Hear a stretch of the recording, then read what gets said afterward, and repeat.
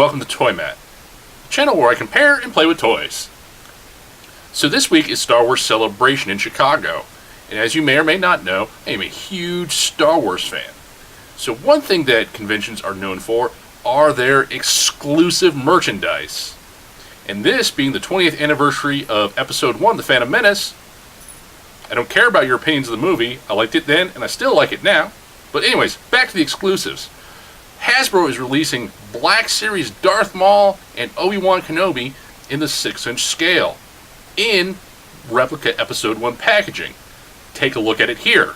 So here you can see the Celebration action figures, and they are what they are. 6-inch action figures on Star Wars Episode 1 cards with a little bit of a holographic effect on the background.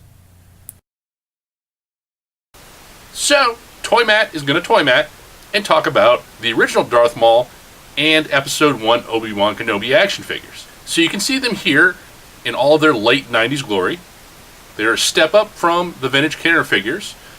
These have elbow, wrist, and waist articulation, plus the standard 5 points of articulation from that the Kenner line had. They're also less beefy than the Power of the Force 2 line from earlier in the 1990s. Another thing I really liked about these figures was that their lightsabers were really highly detailed and well proportioned. You can pick these up online for about $5 to $10, still on the cards. You could probably find a bulk lot of Episode 1 figures with accessories and pay a lot less per figure.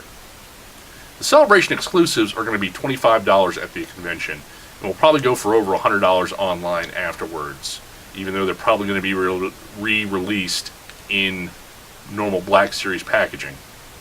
Most would probably disagree with me when I said I'd rather have these than the 6-inch scale Black Series. I like the actual tactile sensation of holding and manipulating an action figure. A Black Series figure, especially a convention exclusive, is going to sit in the box on the shelf. Don't get me wrong, I like that these 3 3/4 inch figures have more than 5 points of articulation. Heck, I wish that the current 3 3/4 lines had more articulation. But I still feel that I get more bang for my buck with this scale action figures with their 5 points of articulation for $8, rather than spending $20 on a super articulated, high detailed action figure that's going to live in a box on a shelf, or even worse, in another bigger box. Anyways, back to these. Like I said, they're much more highly detailed than the original Kenner line or the Power Force 2 action figures. You can see the buttons and switches on the lightsabers. They're even painted. There's texture in Obi-Wan's hair, and even the tips of Darth Maul's horns are painted. Their eyes have painted irises and pupils. Also, the molds layer their robes nicely to make the figures look good overall, in my opinion. Overall, I prefer these over their Black Series counterparts if you haven't figured that out already. I understand the difference between a toy and collectible, and I prefer toys in most cases. Like I said, I like something that I can hold and touch.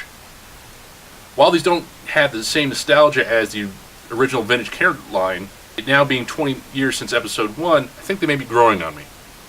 So what are your thoughts? Is it time to maybe reevaluate the Phantom Menace? Mention it in the comments below. If there's any toys that you'd like to see me compare, reach out on the ToyMatt social medias. And please join me next time when I take 2 toys and have them take it to the ToyMatt.